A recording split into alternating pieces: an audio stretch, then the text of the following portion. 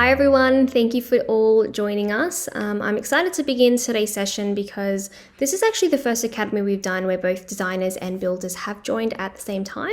So the reason being is that all of the content we're covering today applies to everyone. So let's go ahead and get started. So just a short introduction, my name is Emma. I'm a senior product support specialist with Houzz Australia and New Zealand. I've been with Houzz for about 3 years now, so I do know all the ins and outs of the software. Basically, I'm here to make sure you get all the tools and knowledge that you need to better your business management, ultimately creating a better client experience for your clients. So for the agenda today, we're going to start off with learning the aspects to set up your account for success, which basically means going through your account settings, setting it all up before starting any new projects. If you have created projects, that's okay. You can edit these at any time. Then we'll go into the room planner. So the room planner basically allows you to collaborate with your clients during the concept phase of the project. So this tool has been a total game changer for our designers, and now it's actually launched to our builders. So it's a big ask for some time now. So this is one of the main features I'm personally excited for to go through in today's session. And then we'll go through material takeoffs, basically helping you measure your floor plans accurately and then converting those into proposals or estimates. And then we'll go through a couple of features that are available to you in our latest updates. So purchase orders, new updates to our files and photos, how to send newsletters through our email marketing tool, and then touching base on any Q&A, so any questions that have come through as well. Perfect. Before we go ahead and get started, I just want to make note that if you wanted to re-listen to this session, or maybe you have a bunch of team members that signed up that weren't able to join us today, this is recorded. So the recording will get emailed to you guys in about 1 or 2 weeks. But in the meantime, feel free to take notes. I'll ask any questions through our chat tool on the right. And now that everyone knows what to expect, let's get into it. So I'm just going to change my share screen, so bear with me for a minute.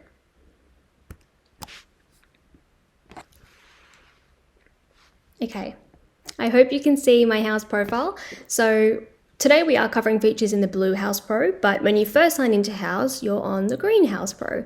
The green Houzz profile. So basically the green Houzz profile is your public profile. So when a homeowner comes on Houzz looking for professionals, they see your green Houzz profile, and pretty much what they can do is come in and look at things that you want to show. Things like your business description, project photos, insights, things like that. So here it's all public, but when you click go to Houzz Pro in the top right corner, that's your blue Houzz Pro, and that's all internal, just for you and your team and your clients, so your software solution. So here is your Houzz Pro homepage. So basically all this information here is what we recommend you get started with at the top. So you can see this blue bubble. These steps are going to look different in everyone's account. So feel free to refer to your accounts to see what you've got, so it might not look exactly the same to mine. And that's because we have so many different subscription packages and solutions which are structured a little bit to suit each professional. So again, might look a little bit different. If you're unsure, feel free to use the chat on the right and we can clarify anything for you. Below that, we've got projects, leads, and financial documents on the left. These are all essentially quick access points into your potential leads, into your confirmed projects, and into financial documents that you've created. Then on the right hand side, we've got create new. You can create new financial documents or quickly go into any of these features here. Then we've got to do, so you can see any tasks that you have coming up, and then just keep track throughout the week through the to do tool. And then you'll be able to come in and look at our support center as well. So the support includes help center, video tutorials, webinars, and learn pages. I'll go through these in more detail in a minute, but basically they're really great resources if you get a little bit stuck and you're not sure on the answer. So again, I'll show you that in a minute. Brilliant. So when we do talk about, a software that's going to set you up for success, we're wanting to start from square one. So the settings page.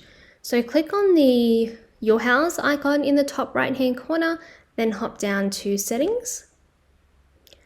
And then we've got all the options on the far left. So I'm not going to go through every single one of these. Most of you may already have these set up, but bear with me while I go through them if that's the case. So the first thing we have is account information. So this is one of the ones that you want to first have a look at in terms of your username. So your username is actually going to be linking into the URL of your Houzz profile. So I'm going to hop back into that first tab that I had open when we first started in the agenda. So this is the link, the URL of your Houzz profile. So if you wanted to send this to your potential clients and say, hey, have a look at my Houzz profile, or request reviews and send your profile link, you want it to look professional, and that's why you want to customize your username. So this is the username here. As you can see, I've already entered in my business name, Galia Interiors. But if you haven't actually edited a username, the username by default is webuser _ and then a bunch of random numbers essentially. So it's important to make sure you come in here and update your username. It's one of the first things that I recommend that you do.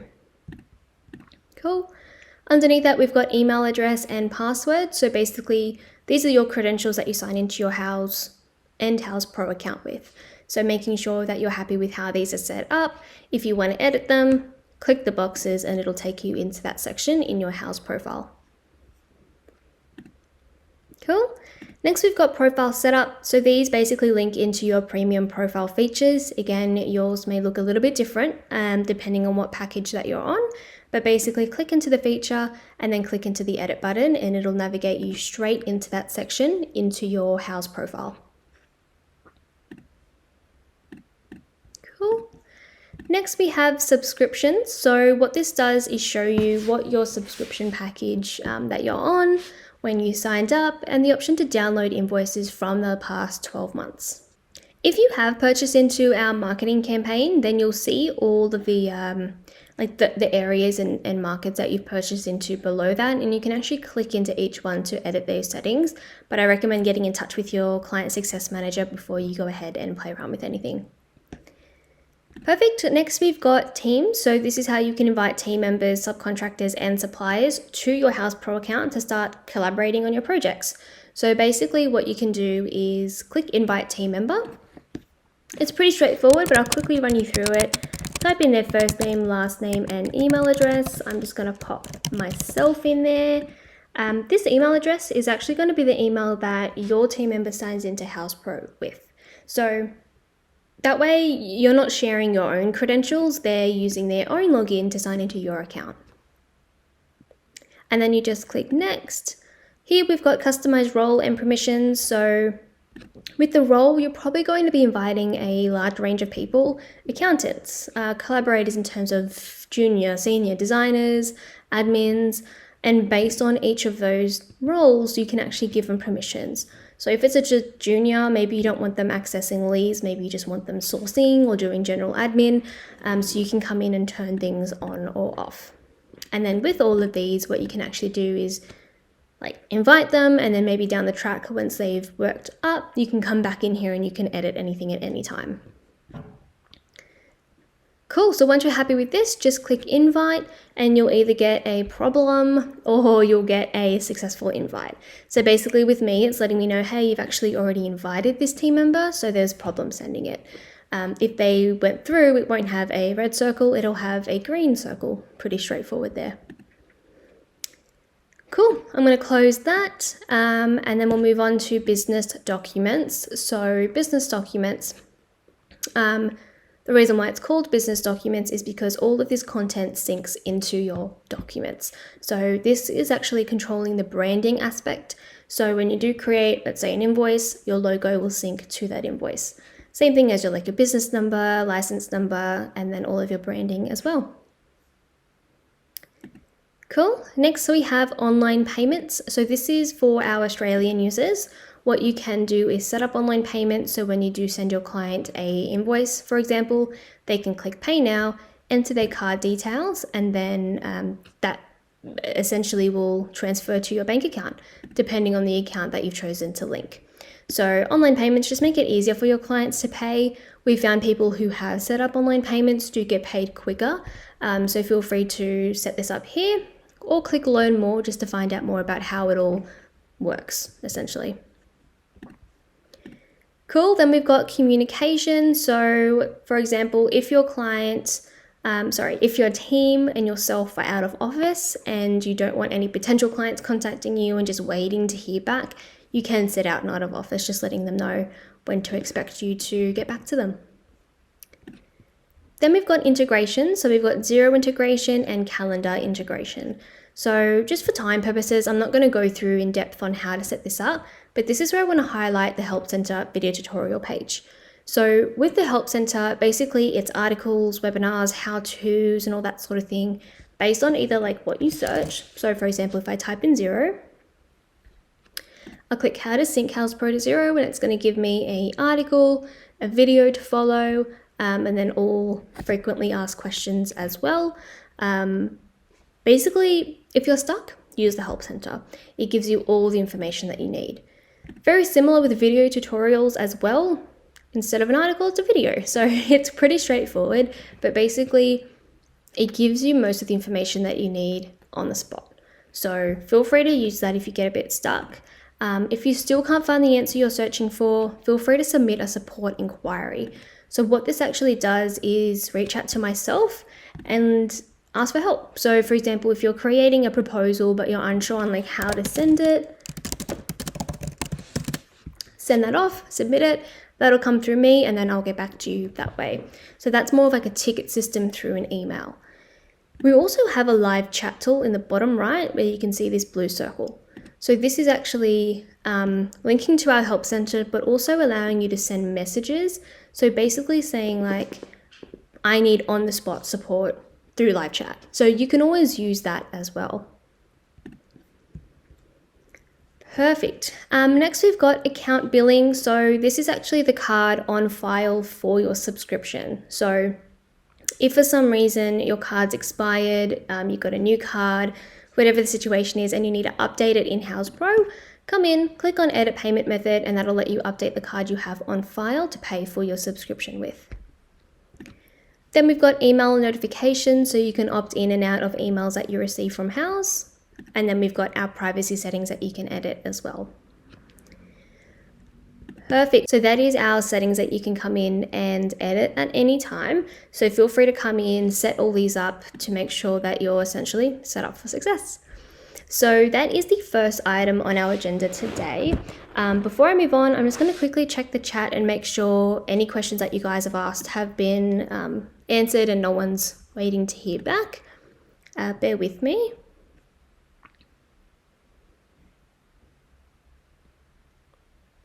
Okay, we did have one question come through on how to set up GST.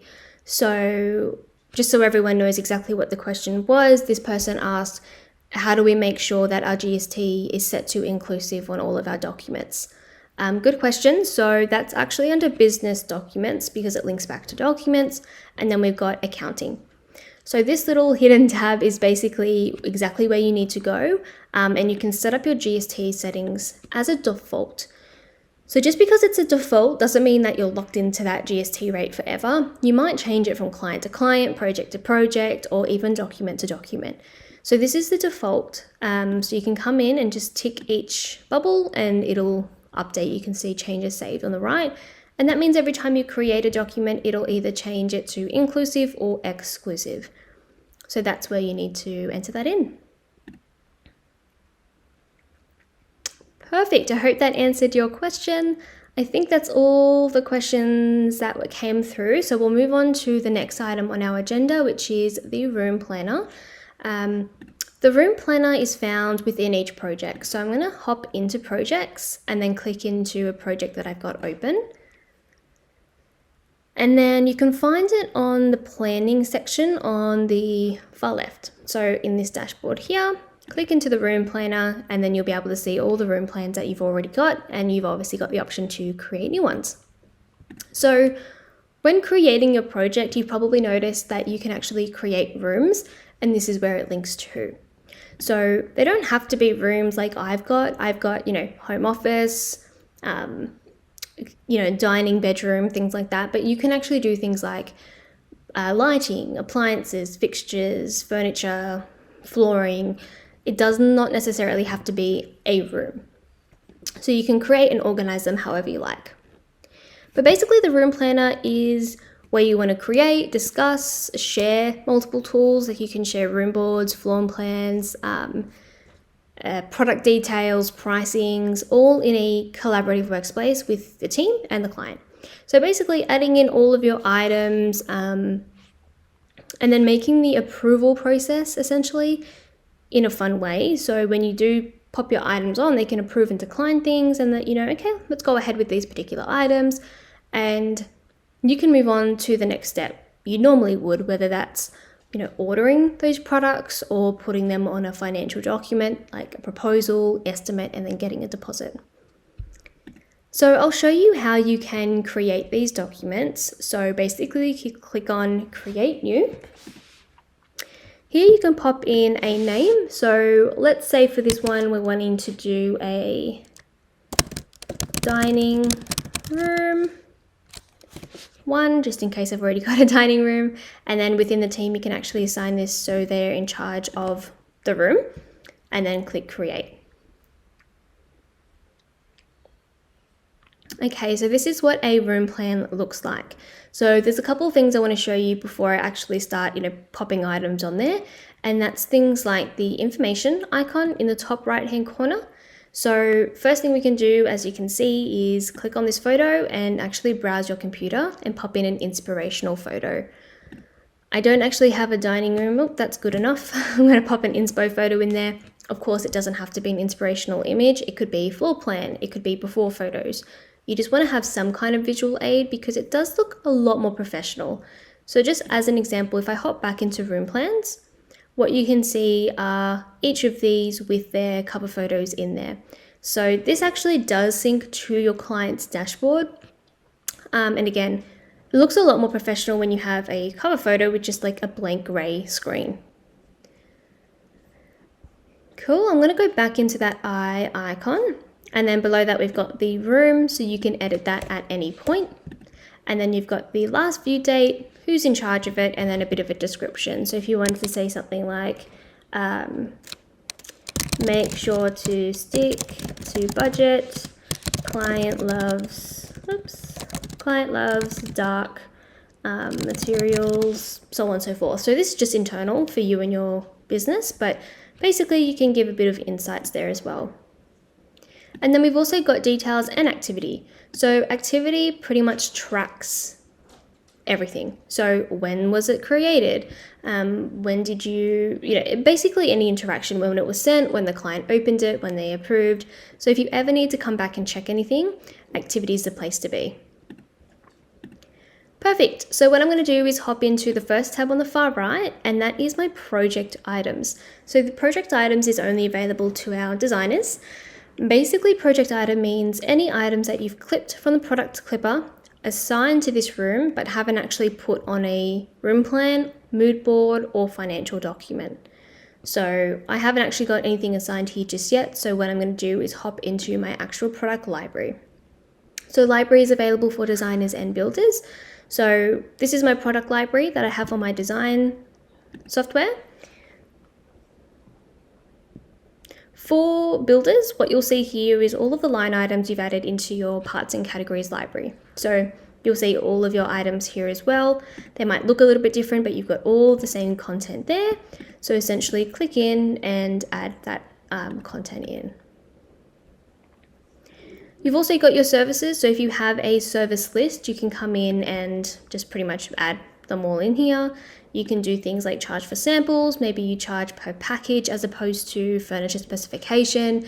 You can come in and add in pretty much anything.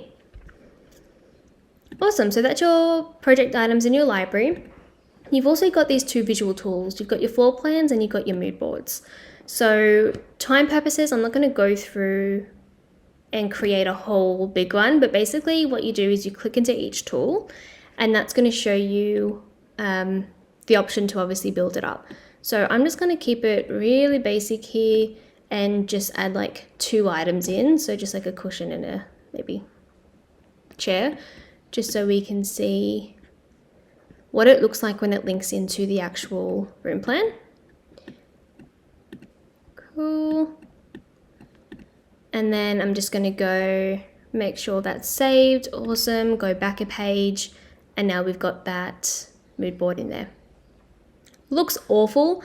I'm not a designer, but that way you kind of get the point as how it links in. Cool. And then it just sits in there for you, and you can create as many as you like. You're not limited to one. Cool. Same thing with your floor plans. And then we've got things like images. So if you want to add in those inspirational images before photos, things like that, definitely feel free to do so. You can upload them like that. And similar on the same lines, you've got your files. Obviously, images are just image files, whereas files are any type of file. So if you've got specification sheets, maybe by PDF or an Excel file, you can upload those here as well. Brilliant. So now we've got a room plan up and running. We've got a couple different types of products, services, images, and visual tools in there. So now what we want to do is essentially tweak it a little bit, make sure we're happy with how it looks, and then send it off to the client. So to start off with, we can rearrange items. So if we want to move things to the top or move things to the bottom, you can just click and drag and they'll move that around. And you'll notice some things are large and some things are small. So you can click on these three dots and actually change the size of anything, whether it's a product, service, image, file, anything like that. So you can make everything the same, or you can draw a lot of focus to it and make it really large, and that takes up essentially a whole row. I quite liked it like that. You can do things like use this chat box. So what it is a commenting section where you can comment to the client, or you can comment to the team. So with the client, obviously your client and team can see this, whereas with your team, the client can't see it. Only your team members can. Cool, so with the client, I'm actually going to tag the client in here, and I'm going to say, hey, what do you think about this mood board? Cool, submit, and that'll get sent through as an email to the client so they know, oh, she's asking me a question, let's go back to them. And then with your team, same sort of thing, so you can comment to your team internally, can you please create a new mood board with revised products? So you can collaborate with your team as well as your client and make sure everyone's on the same page of what's going on. Perfect. You've got the same thing for commenting for every single thing that you add, whether it's a product, service, file, so on and so forth. With the mood board, you can edit it at any point, and that's going to bring you back to that mood board page. With all of your products and services, you've got the eye icon, which is the item overview. So basically it gives you all the details about this item from when you've clipped it or added it to Houzz Pro. And you can come in here and you'll notice you'll be able to change things as well. So for this one, main thing at this point, you probably just want to change things like quantities. With this dining chair, I want to specify 6 of them, so it'll update the quantity here. So most of this information, you'll notice it's all blank, and that's because I haven't done anything with it yet. It's essentially on a room plan. I've sourced it, I've added it to the room plan, but I haven't put it on a proposal, estimate, invoice, purchase order, anything yet. So it's all blank, and that's expected. So as time goes on, if the client obviously approves it and you move on to the next stage, all of this data will autofill. Perfect. Then we've got a link icon, which is a product link. So that takes you directly to the supplier site where you sourced this item. So you can see here, this URL is not found, so it's likely that this item is no longer in stock. If I go to the next one, this one still is in stock. So it'll take you directly to the supply site, and that's handy if you want to see, one, do they still have stock? Do they even make it anymore? Has the price changed? What's the stock status like? So it gives you a lot of quick information at your fingertips. Awesome. And then you've got the option of 3 dots, so you can change image to fit height, which means it basically enlarges or shrinks it. So you can make it larger to fit like the whole width of the floor plan tile, or you can have it fitting smaller. Setting as the cover image, I uploaded this as my cover image here, but if you wanted to make it a product or even like the mood board, that's something that you could do as well. For some things as well, you can hide them from your client. So what that does is pop it down at the bottom so it's hidden. That's really handy for this exact example. Maybe it's a service that you don't necessarily want the client to see just yet, but you do want to make note of internally for your team. So you can add things, hide them to make them private essentially, and if needed to, you can always bring it back and show it to the client. Cool. A couple of other things you could do is move items to another room plan within the project. So maybe I want this for, I accidentally added it in the dining room, but I wanted it for my home office. I could just click to change. Cool, and then I can remove it from this room plan and have it sit in my project items, or I can just delete it from my project entirely. Maybe I added the wrong product and I just want to get rid of it. You can just delete it from project. Awesome. One other thing you can do is your budget. So you can click on edit in the top right hand corner and set a budget for the room, not the project, just this room. Project budget might be like $50,000, but this room only has to be $5,000. Make sure we stick to budget. And then what you can do is have things ticked to include it into the budget. Okay, we've got one item and we're already over budget. So it's important to make sure that all of this is tracked to make sure you guys are on track of your project and not completely going over the budget that's been specified. You can leave these unticked, and what that means is that when you send it to your client and they approve and decline, it then allocates to the budget. And I'll show you what that looks like in a minute. Awesome, and then top left, we've got the option to filter. So if you only want to see products, you could do something like that. If you want to see everything, again, you can just filter this way as well. Perfect, and then in the top right hand corner, before you want to send this to your client, you want to click preview and share. And what that's going to allow you to do is pretty much preview it, make sure you're happy with it, and then share it with your client. So this view here is exactly what the client sees before you send it off. So here you can see your viewing settings. Can you see pricing? Do you want to show your client the budget? Do you want to show them the product links to where you source these, or are you keeping that hidden? Like, there's so many things in here that you can control before you send it off. And what I'm actually going to do is, when I share this with my client, you want to click share in the top right, but you want to customize it. Maybe you don't want it to say room plan. Maybe you want it to say, what's this one? Dining room furniture options. And then here you can obviously customize. You can send the email to yourself as well, essentially CCing yourself in, and then send it off. What I'm actually going to do is actually copy the link. So I'm going to go back into share and copy link, and then open the link in a new tab. And if the client was to open the email in their inbox, this is what they'll see. So right now I'm pretty much pretending I'm the client. As the client, you can see they've got the option to export it as a PDF. I'll show you what that looks like here.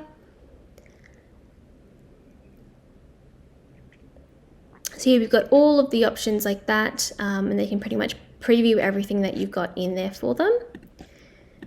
And then as the client, they can click on each item. They can open up the description, and they can open up the product specification, and they can flick through each item as well and just look through all of that you've specified. Perfect. And then they can obviously approve things, or they can decline them. So basically, one, allocating to your budget, as you can see in the top right, and letting you know, okay, cool, these are the items I'm ready to go ahead with, let's do it. So I'm just going to quickly do that for everything here. One quick thing is this commenting. So if I click on comment as the client, I can actually reply back. So in this case, they asked the client, what do you think about this mood board? And the client declined it. I don't really love this combo. Let's look at something lighter. Just as an example, submit. In this case, quite unfortunate, but it just allows the communication to go back and forth without having to go, okay, you know, I've got to call them up and have a conversation.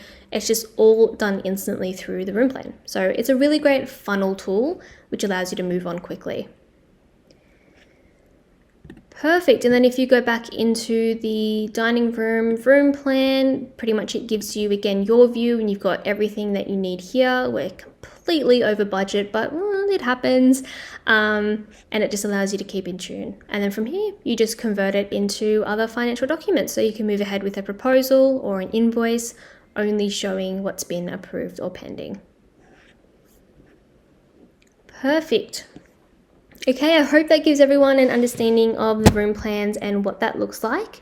Before we move on to the takeoffs, I just want to ask anyone any questions. Like if anyone has any questions, I'm just going to check the chat as well. I see a couple in here, but they have been answered. One question was, what does this look like on the client dashboard? So yes, I did mention the client dashboard, but my apologies, I didn't actually show you what that looked like. So I'll show you now. If I go back into my actual project, on the top left, I've got the client dashboard as an option. So if anyone doesn't know what the client dashboard is, it's basically a page for your client to see everything about their project in one place. So here you can see anything you've ever shared with them is visible on the client dashboard. If you've created a room plan but you haven't sent it to them, they won't be able to see it on the dashboard. So you've got complete control over what they see. Here you'll notice you can see the room plans. They've actually got a room plan tab as well, where they can see all room plans in one spot together, and they can see the information. So for example, these 1, 2, 3, 4, 5, we've shared the budget. For the home office, we didn't. So you can control exactly what they see. With the client dashboard, it's always a good idea to share it to the client throughout the duration of the project and say, hey, check out all the updates that we've had on the project. They can come in, interact with it, and they can even send you a message as well. Perfect. Awesome. So we'll move on to the next item on our agenda, which is the takeoff tool. So takeoffs are found on the far left in planning as well. Takeoffs are basically allowing you to quickly and accurately, that's important, measure your floor plans on screen, basically in minutes. Turning those either into financial documents or just like a tool that you can use to know how much material you need to order. So basically, you don't need to print off and carry around big paper floor plans, measure with a ruler, spend hours double checking those measurements, and then having to convert that into a document. So it's basically a total lifesaver and makes it really easy.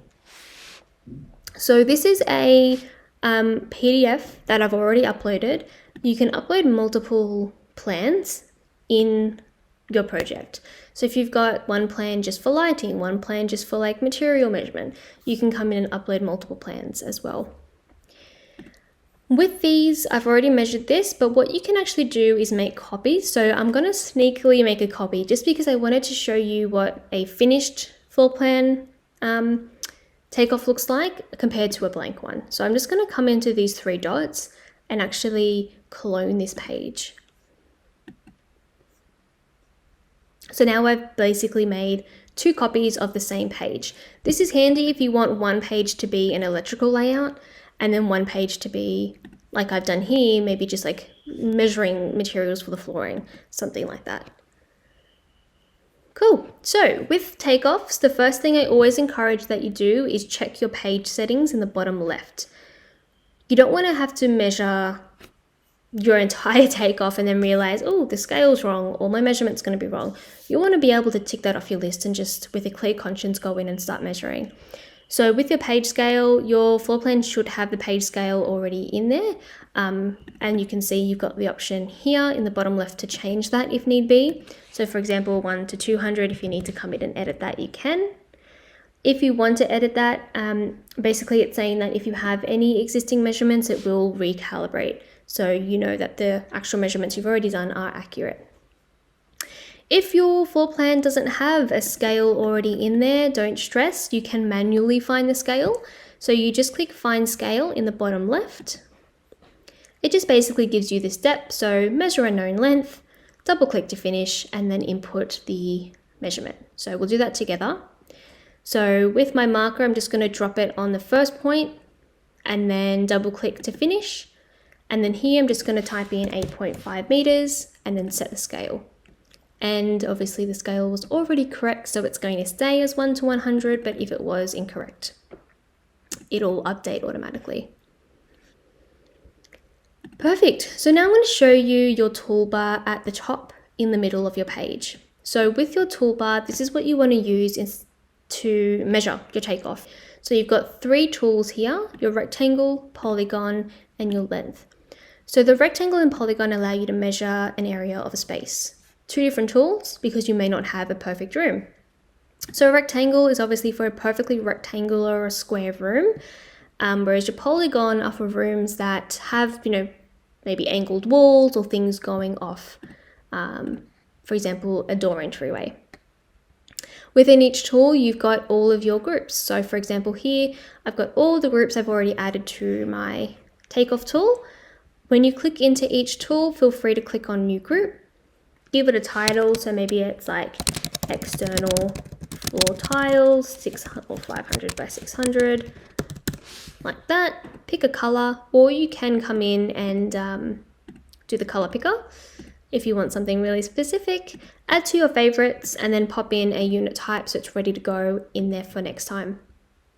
So this one was external floor tiles. Let's ignore and pretend it doesn't say timber deck here, and I'm going to use the polygon tool. So again, this room isn't perfectly rectangle, so what I'm going to do is use the polygon to drop a marker, and it's going to drop a line. So I'm going to drop the marker on each corner of the room. And then I'm going to double click to finish that off. And now I've got here 17.43 square meters. So basically it's measured all of that for me in 2 seconds. So it is quite quick. And then for the rectangle tool, I'm not going to do external tiles. I'm going to move into maybe carpet for the bedrooms. With my rectangle tool, I'm clicking and dragging a rectangle or square. So for this one, I'm going to pop it in the bedroom, just like that. Oop, I'm just going to go back and undo, measure that again. And that's going to give me the measurement there, 9.10 square meters. If you've done something like, let's say this bathroom, I need to know how many tiles for the floor and for the walls. So I'm just going to go back into I think I've got a tiles here, 10 by 3, actually I'm going to go with these ones here, floor tiles. I'm going to highlight the bathroom floor. That's going to give me 3.7 square meters. For this one, what I'm actually going to do is click on these 3 dots and I'm going to convert it to the perimeter. What that's going to do is give me the, obviously, floor I've got here, but also the perimeter, so I can know how many, in this case, how many meters the walls go for. This is 7.9 meters worth of wall, but obviously what I want is my total measurement of the area, so I know how many wall tiles to order. So you can click on this cube icon and add in the height, width, depth, or pitch. So here I've got my ceiling height of 2.7 meters. So I'm going to click done, and that's going to then tell me, okay, for the floor, you need 3.79 square meters, and then for your walls, you need 21.53. So again, that took me about 2-3 minutes, and I've already got the measurements I need for the bathroom. You don't have to go in there with a ruler, measure everything up, just does it so quickly. Similar enough, we've got the length tool. So if you don't have maybe like a floor and then you want to measure the perimeter, you can go straight into the length tool. So for this one, what I'm going to do is pop skirting boards in. Maybe this bedroom here needs new skirting boards, so I'm going to come in and measure this up.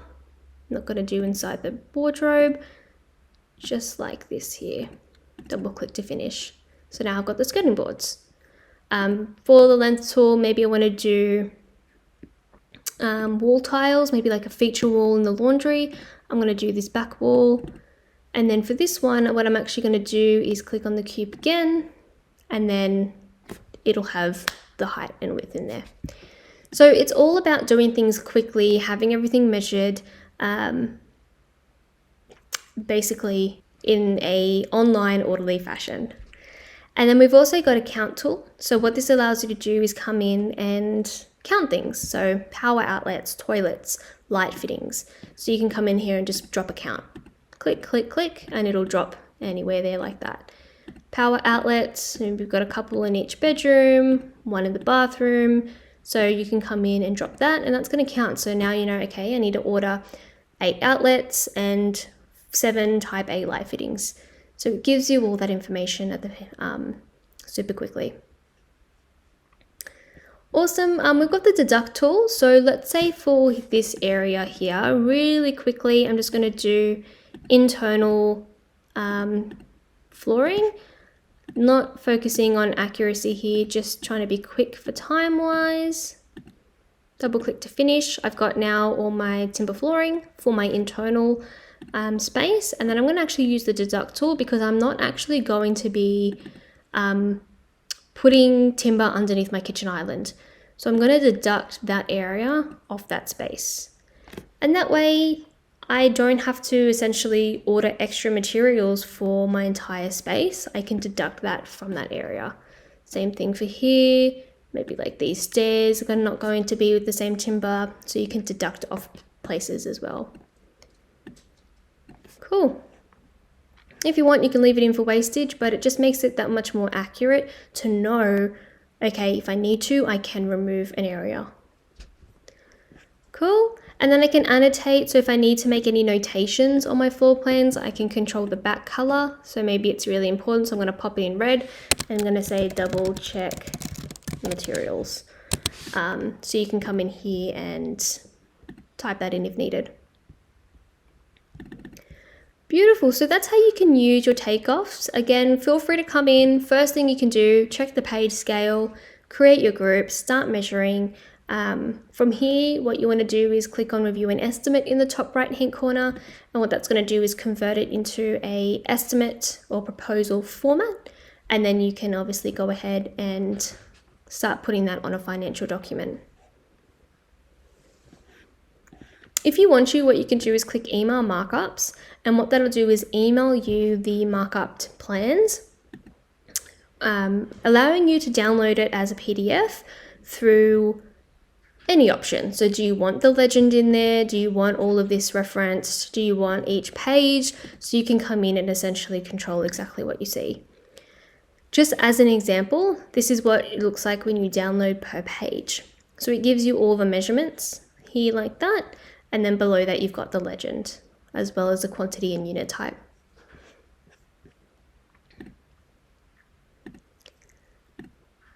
Perfect. Does anyone have any questions on takeoffs?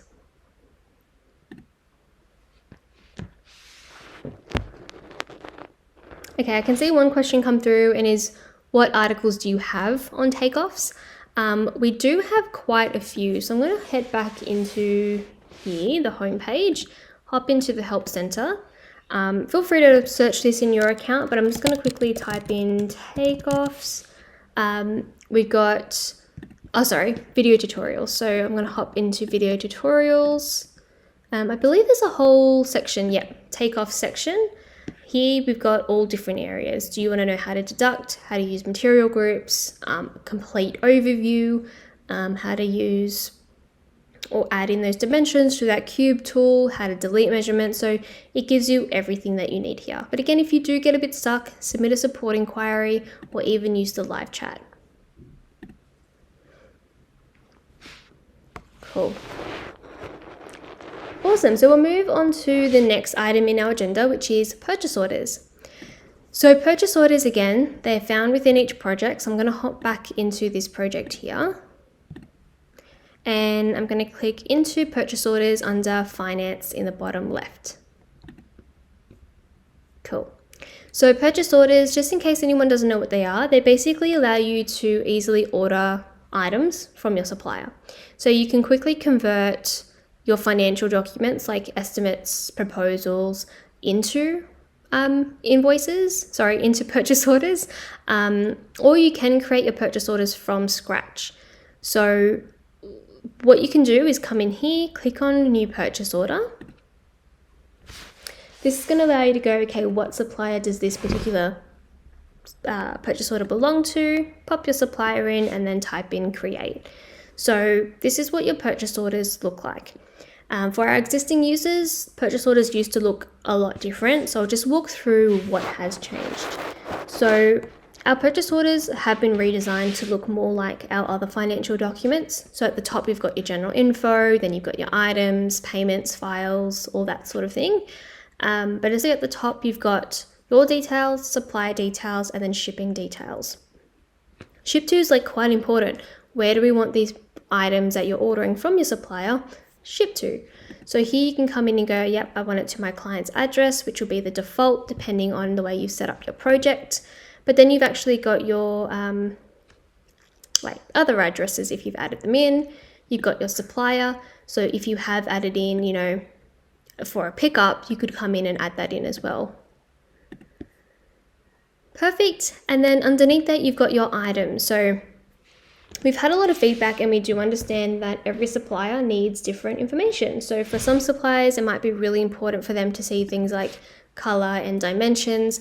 For other suppliers, maybe all they need to see is the SKU number. So what you can actually come in and do is click on this settings box, and that's going to allow you to customize basically what's on your purchase order. What columns are visible? Is it important for you to see order status? Maybe not. Toggle it off. Toggle it on so you can come in and control exactly what's visible. So these are all the columns here. So what you need to do is click on from library. You can access your library here. Just click on the items and they'll add in pretty much just like that. And then from here, you'll notice that some pretty much items have these details and some don't. If they don't, it just means that when you sourced it or added it, you didn't put in all the information. So in this case, I'm just going to make it up. And then what you can do is come in and start controlling things like quantity, what was your purchase cost, the color, so on and so forth. Cool. With these, what you can do is come in with these 3 dots and look at the item overview.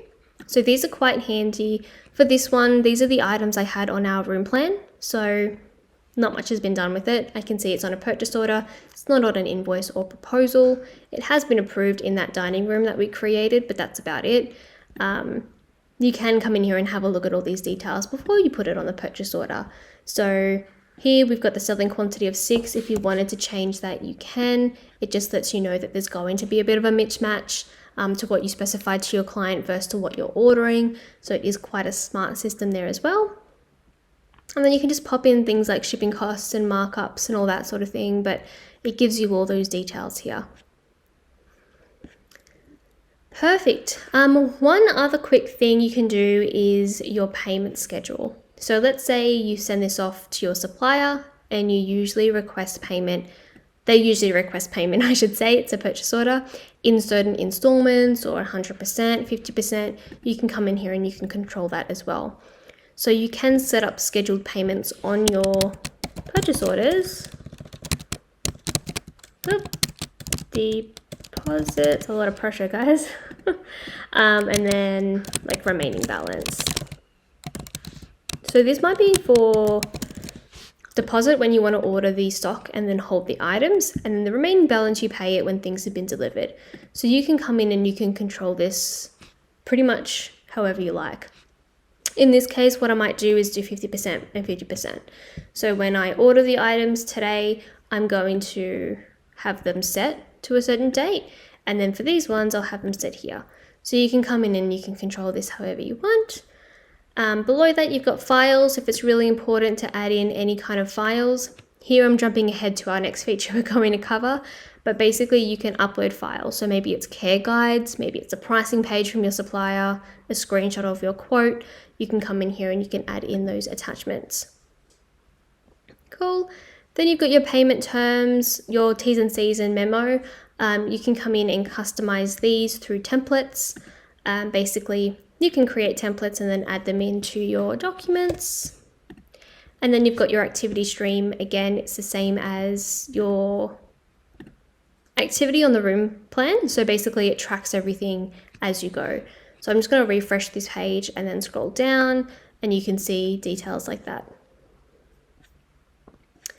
Perfect. So when you're ready to send this to your supplier, you click on preview and share in the top right hand corner. And that's going to give you the preview of what it looks like again before you send it. And you can come in here and you can customize Maybe you're just sending this for a quote. You don't have confirmed prices yet, so you're just going to untick show detailed pricing, and it's going to get rid of that on the far right there.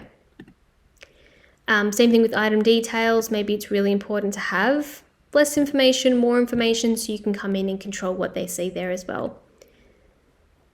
Perfect. And then you just click share in the top right, send it off to your supplier. Cool. With your purchase order, you can obviously send it off and the supplier goes, right, everything looks good. Can you pay us the 50% deposit?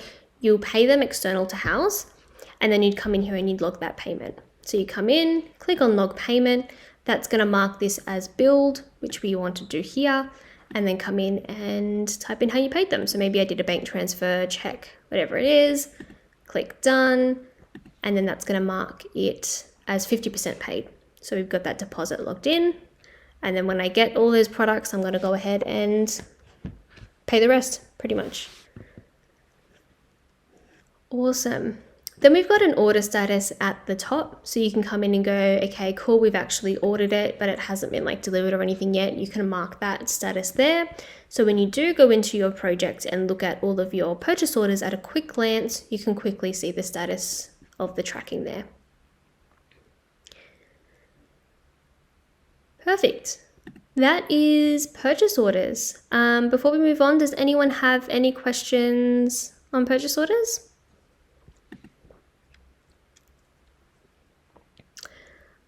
I have seen one come through and it's...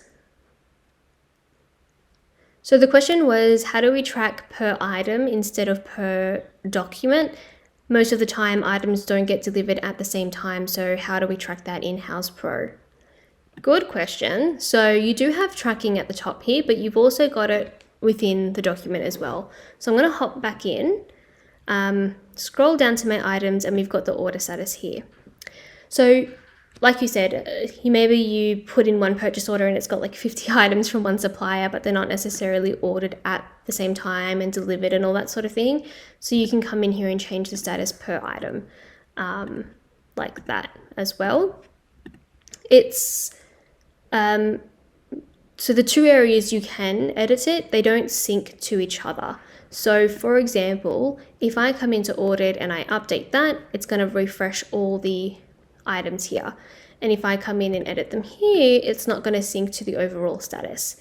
You've got the option to update the order status here or the order status here. Awesome. Perfect.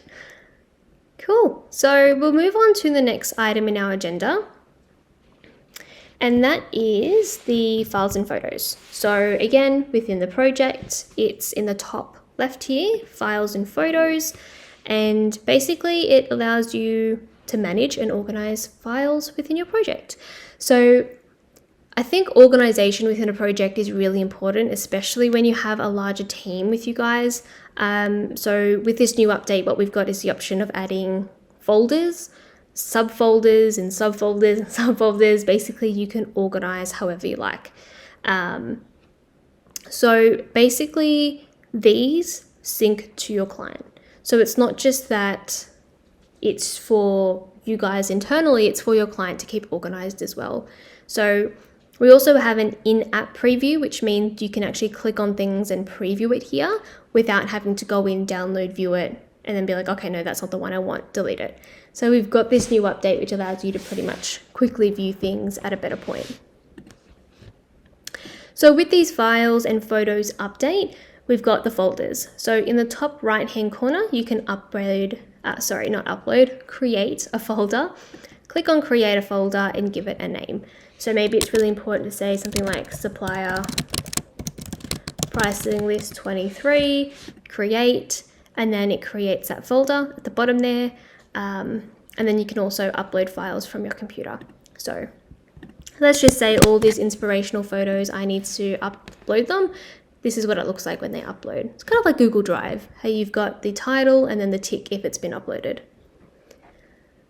Perfect. And then you'll see them come through like that. Oop, down. And then for these ones, if you want to move them into a folder, you can tick multiple ones at the same time. click this folder and arrow icon, and that moves it into a certain folder that you've created within this particular project. So let's just pretend they're pricing lists. Click move here, and then they'll automatically get filed into that folder. From here, I might want to create another folder. And here I'm going to call it my supplier Glebe West. And I'm going to create another supplier, Temple and Webster. So you can come in and go, okay, these ones are for this supplier, these ones are for this supplier. So you can click and drag as well. And then again, you open it up. So you can go crazy with however many folders you want, so you don't have to sacrifice the way you normally organize to basically make it work. So hopefully that gives you guys a good idea of how to create folders, subfolders, and then move certain files, I guess, within each folder. With these files as well, you'll notice you can upload files here. So if I click upload files, that's going to allow me to upload them straight to this section. This doesn't share it with your client. I'm going to go back into the pricing list we just created, and you'll see these 3 files. I haven't attached them to an actual room plan or message, anything like that. I've just uploaded it here internally. This is obviously my supplier pricing list. I probably wouldn't want to share it with my client, but if I did, you just click these 3 dots and click on manage permissions. So what that's going to allow you to do is go, okay, for this particular file, I really want my client to see it. I'm going to give them access. So you can come in there and do that for your clients, subcontractors, suppliers, just like that. When it is shared with them, you've got these 2 people, and that means that it's visible to them. So that way, you know, okay, these ones, only me and my team can see it. And for these ones, I've actually shared it out. Perfect. Another thing you can do is make things starred. For example, I can click on maybe this supplier pricing list. It's really important and I want my team to be across it. I'm going to mark it starred. And what that pretty much allows me to do is go, okay, that's really important. I've got all these files. Where is my supplier pricing list? Let's show only starred items. So it's allowing you to draw focus on certain parts that you feel are quite important or something that you want to highlight. Even if it's something that you always navigate to, but it's found within like 4 folders, you can navigate files and they'll come out of their folder just like that. Perfect. And then with your files, you can search and filter and navigate through the filters at the top here. You can see, is it attached to a certain document? What file type is it? So with these file types, they essentially only show what's been uploaded. So if I haven't uploaded a PDF file, it's not going to show in the file type here. So if your file type only has like 1 file and you're like, wait, what? Hers had so many. It's because you just haven't uploaded that file type yet. Perfect. And then you can look at what's been updated when, so you can keep track that way as well. And then you can search by name. So maybe if you want to show all those like inspirational photos, you can search that way as well. There was a spelling mistake there, but we'll just ignore that. Okay. That's all there is for files and photos. It's quite a quick one, but does anyone have any questions on there?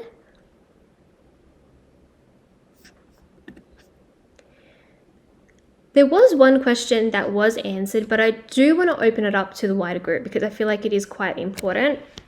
It is intuitive, but it's something I do want to highlight, and that's how these files and photos here link to your documents. So I'm actually going to go back into purchase orders and create a new one like this. And I'm going to go down to my files section. So when we saw before, I had all those files already there in my project. We've now had the update where you can actually browse what's existing. You're not necessarily limited to having to upload files from your computer. We've now got this preview which allows you to go, yeah, I've already uploaded my pricing sheet into my project, so it should already be in my files. Where is it? So you can come in here and you can filter through this way and go, okay, here's my pricing list. This is a supplier it belongs to. Okay, cool, there's my files I need. And quickly attach it. So quickly access things at the fingertips, But also, it's like, I don't want to have to upload the same file to the same project 4 different times because I can't quickly and easily access it. So it's just limiting that back and forth and having to double check and search. Just makes it a lot easier, in my opinion. Okay. I think that's all we've had that's come through. If I missed any questions, I'm sorry. We'll go through and make sure that we haven't skipped over anything. Beautiful. That's the files and photos. So what we can do now is move on to the next item, which is email marketing. So email marketing is found under marketing and then email marketing. I feel like I've said the word marketing a couple times now. So email marketing. So basically, it's really helpful. It can do like 100 things basically, but the way we've designed it is it helps you win more jobs, present your business professionally, provides you with the tools to create, basically customize emails. That way you can easily communicate with leads, clients, suppliers, any contacts pretty much, with any updates. And this is where I mentioned anything. Could be project news, how to schedule consultations, monthly newsletters, review requests. Possibilities are pretty much endless. With Houzz Pro, we do have a couple of like templates in here, but you can obviously create your own as well. So what we've got on the far left here, campaign, templates, and lists. So campaigns is the actual email body that you're sending out. Templates are the Houzz Pro and your own templates of those emails that have been created. That's just an example. And then your lists are your contact lists. So what I'm actually going to do today, I know I've already done it, but I'm going to show you the process, is do a lead check-in. So I want to contact all my leads that haven't been converted to project yet and say, hey, how's everything going? Is there anything we can do to help? Do you have any questions? Just a general check-in with the intention of obviously converting those into projects. So what I recommend doing is starting off with a list. So before you create your campaign, it's easier to have a list ready to go. Click into lists, click on create email list, and that's going to allow you to create your email list. Your system email lists are your contacts under this section here. So clients and suppliers. So what we want to do is actually create an email list and pick couple of these into the email list. So I'll show you what I mean. So click on create email list. Here I'm going to do monthly lead check-in, and I'm going to type in, this one is for June, create list. And then what I'm going to do is go add new contact. So we've got 3 options here. Add from existing list, I'll show you because we're going to go ahead with this option. Import from a file. If you've got all your contacts saved in an Excel file, for example, you can upload that client list. And then what you've got the option of doing is creating a new contact. So if you've saved someone in, let's say, someone's contacted you through Facebook and you want to add that contact in, you can add them in from scratch. So we're going to go ahead and click on add from existing list. And then what we're going to do is actually use our existing list of our leads. So we're going to ignore these because let's just pretend we haven't created them yet. So I'm going to go ahead and click on lists, leads, and then it's going to show me all of the leads I've ever had in Houzz Pro.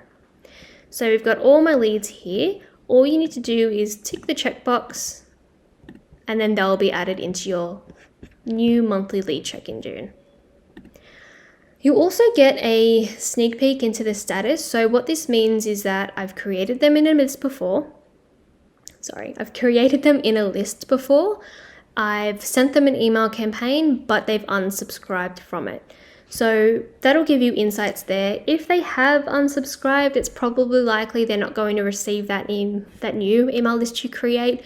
So you're better off just unticking that to respect their preferences. Just as an example, I'm going to do a couple more. Click on done, and it adds those contacts into that monthly lead check-in. You might go create this list and then create your campaign, but not send it yet. Just think, okay, I'll send it maybe like the second week of June. and then you're like, oh, I've gotten 2 new leads, I want to send it to them as well, you can always come into this and add new contacts as well. So you can edit it, add people, remove people during the whole time. So this time I'm going to go into my client list and just add in 2 random people. And then they'll add to my list as well. Cool. And then if you did want to come in here, you can edit them or remove them. Edit being editing their details. Perfect. So now I've got my list ready to go. What I want to do is go into my campaign and create a new campaign. So with this campaign, what I'm pretty much doing is creating it for that lead check-in. What it's showing me is, hey, do you want to use one of Houzz Pro templates, or do you want to use your template or create a new one? So what we're going to do is use Houzz Pro templates. Let's go ahead with monthly news and updates, because I feel like that's, oh, lead follow-up, that's right on the dot. Let's use that one. So choose template, template name. So this one's going to be lead check-in June 2023, campaign type. I'm just going to do other, and then click create. So now I've got my list created, my campaign created. I obviously want to change my campaign before I send it off. Make sure I'm happy with it. Does everything look up to scratch? If you're using your own templates, it's probably ready to go and you don't need to change much, but I'm just going to show you all the things that you can do. So this is our campaign. From the right-hand side all the way to the left-hand side, that's called a row. So this is your row here. What you can do is control how many columns are in each row. Do you want 2? Do you want, a certain layout? You can come in and customize this as well. I'm just going to leave it as 1, just like that. You've got your background color, so you can come in and play with that. If you wanted to make it nice and colorful, I'm just going to make it maybe like a lighter gray so we can see the difference there. And then you've got things like padding, which make it like a control how much background space essentially that you want within each color. And then you've got things like borders, so you can add a border just like that. And then the color, that's just an example. Let's do green so we can clearly see it, just like that. Cool. You can also do things like add in background colors of the entire row. Could do something like that.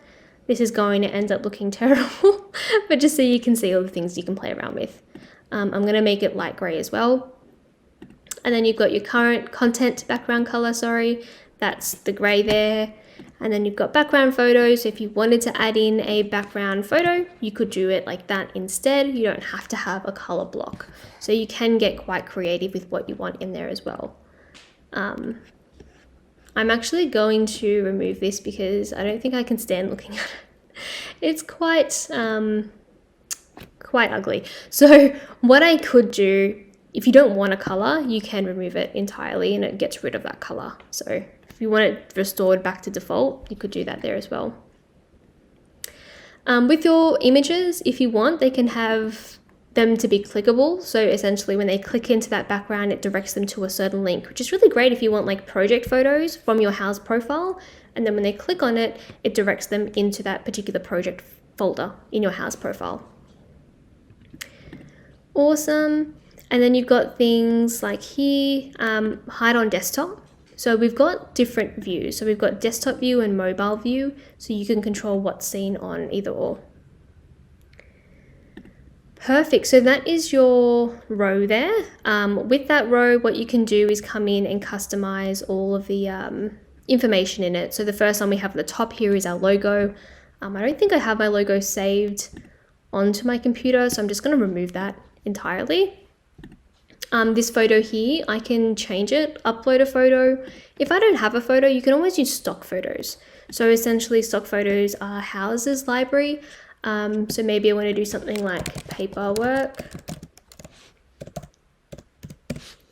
Type that in and Houzz is going to give you all their paperwork. So I can do something like this and it'll change there like that. Cool.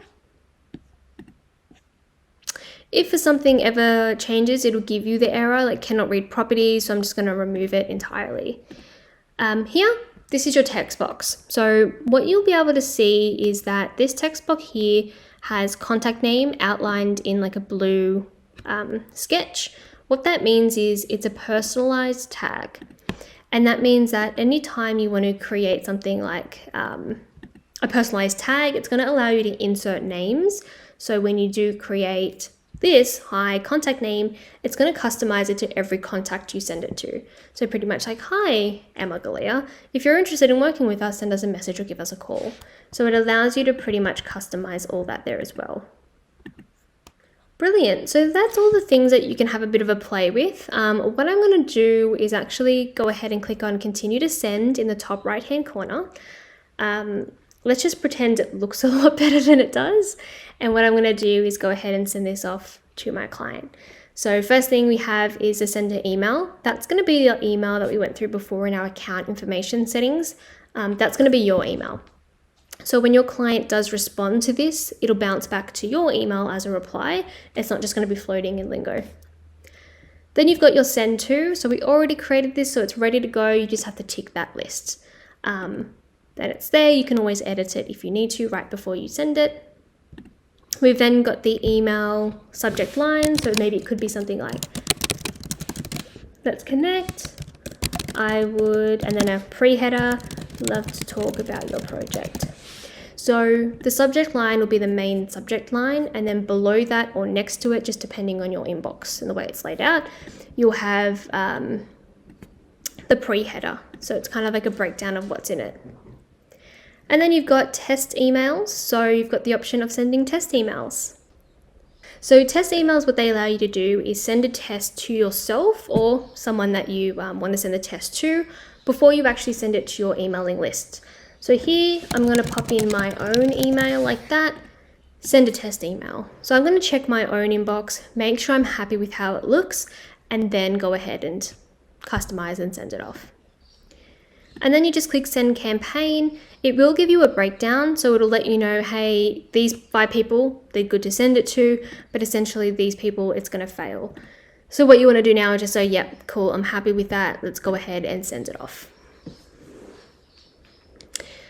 Awesome. So this is what your email campaign looks like. So you've got all of the lists. These are essentially the previous ones that I've sent. And then here, what we've got is the option of looking at the status. Has it been sent? Is it in the process of sending? So that usually takes a minute or so. There we go. So we can now see that it's been sent. It's been sent to 5 people. No one's opened it, clicked, or unsubscribed yet. So I did just send it off, so it may take a minute or so. Basically, opened means that they've seen it in their inbox, they've clicked on the email and opened it up. Clicked means they've seen it, clicked on it to open it up, and then interacted with it. If there's a clickable link, it means they've clicked on it. If there's a photo, they've clicked on it and opened it up. So basically clicking within that email. Unsubscribed means they've seen the email, they've scrolled to the bottom and clicked to unsubscribe. So you can get insights there as well.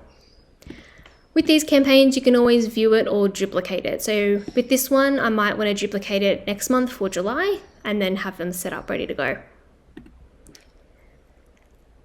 Perfect. So that brings us to the end of all the items on our agenda today. What we have now is the option to open up to Q&A. So feel free to go ahead, pop some new questions in. I'll check the chat now to see if anything's come through. So I did have a question on email marketing. I'm going to quickly hop back in there. And it's about unsubscribe. So who can we see has unsubscribed from each marketing campaign? Okay, so with email marketing campaigns, just like for now, we can't see who out of, for example, here we've got 1 person. We can't specifically see who. But if you do go into your list, which is obviously like the client list that we saw before, and click into it, you'll be able to see which contact has unsubscribed. So it does give you insights there, but not necessarily within each campaign in that view that we saw before. So not here, but in your list view. Perfect. I've had another email. I'm reading the question. I've had another question come through asking, what does the email look like when the supplier receives it? So let's hop back into purchase orders. I'm not going to go into my project. I'm going to hop into manage and then click purchase orders. That's going to show me all my purchase orders across all my projects, not necessarily project specific. And then hop into this one here. So if you ever want to see like what your client sees or what your supplier sees before you send it off, the preview and share is a really great place to see that. I'm just going to quickly add items on there. Preview and share. This is what it looks like. So you can see that general layout there like that. So what I'm actually going to do is go back to edit, and I'm going to pop in things like payment schedules, pop in proper T's and C's and things like that here like this. And then what I'm going to do is actually send it to my client, but it's actually me, just my demo account. So preview and share Houzz client at gmail.com. Cool. So bear with me, I'm going to reshare my screen and show you what it looks like from my supplier's end. Okay, so this is my fake inbox I've got for my client.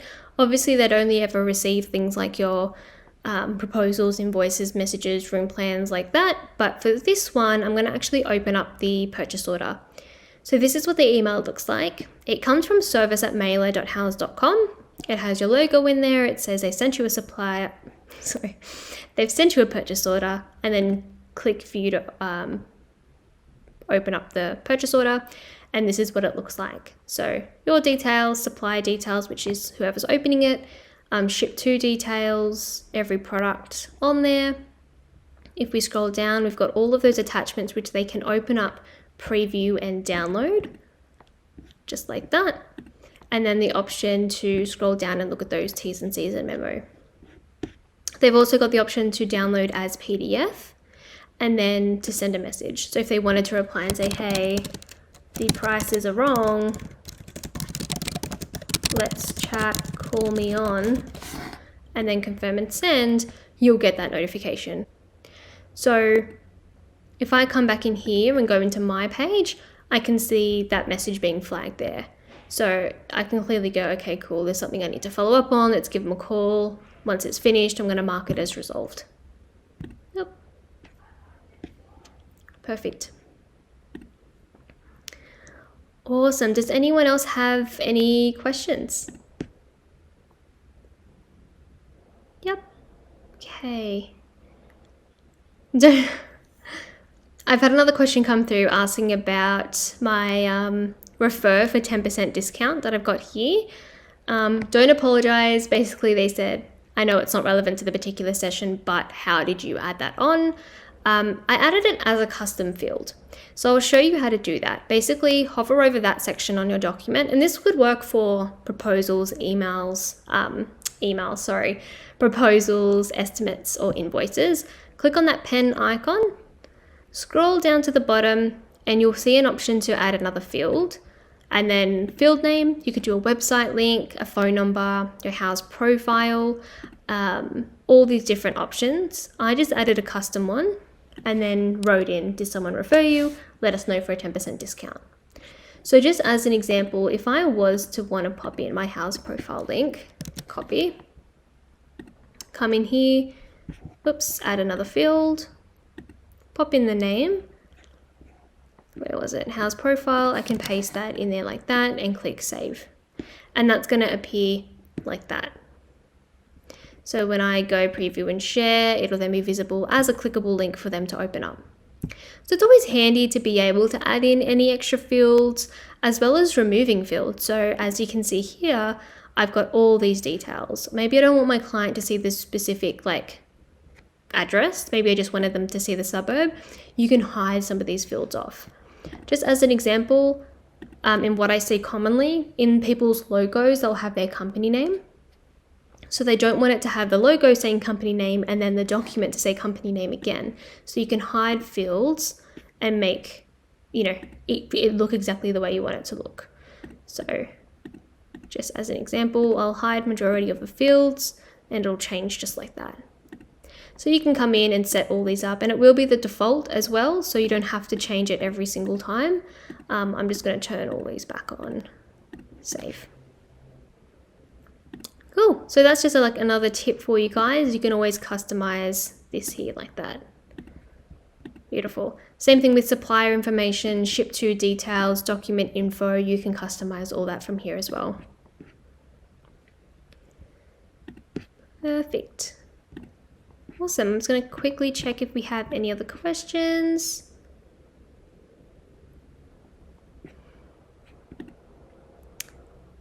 I can't see any come through, but I will give it another minute, just in case. In the meantime, I do hope that you did enjoy this session and you found a couple of things super useful. Just a reminder, this is recorded and it will be emailed in about 1 to 2 weeks. So if there's someone in your team that you wanted to share it with, or if you just wanted to watch it back, you will get that opportunity too. Just a reminder, we have all of our Help Center video tutorial pages, the option to submit an inquiry, our live chat. So if you do ever get a bit stuck, please reach out and just let us know, and we're more than happy to help you out. But that looks like it concludes our session today. So thank you all again. I really hope you enjoyed our first Joined Builder and Design Academy, and we hope to see you in the product soon. Thank you, everyone.